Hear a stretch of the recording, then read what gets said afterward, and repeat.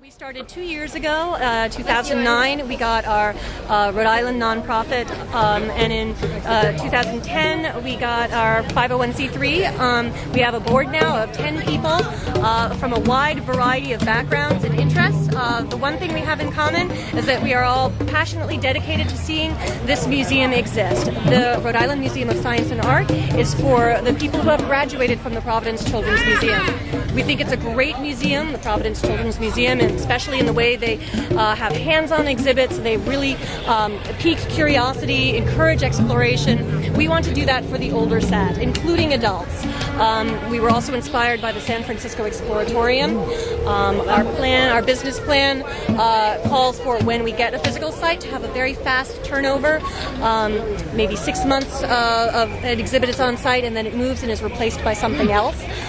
It's also important to us that our exhibits be fairly inexpensive to build, and that it should inspire people to think, I can do that at home, or some version of that. We want to encourage exploration and experimentation, and most of all, pique curiosity.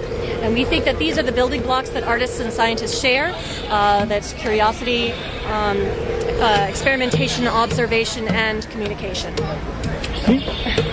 Where can people find out more about the museum? At our website is www.rimosa.org. Okay.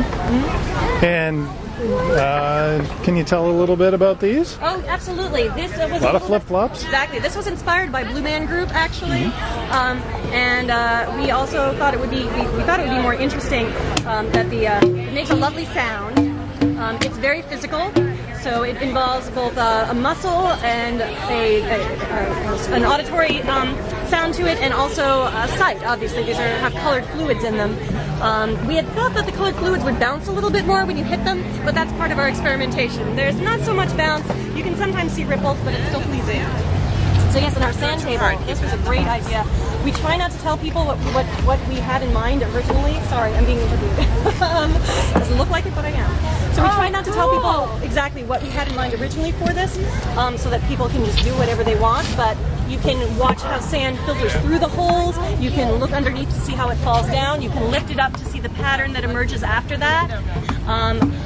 This started out with 2 different colors of sand, so people could really see how the patterns worked, and every once in a while I'll add in a new color to try and when it swiftly gets mixed in, but that's part of it. So yeah, you can switch out the boards.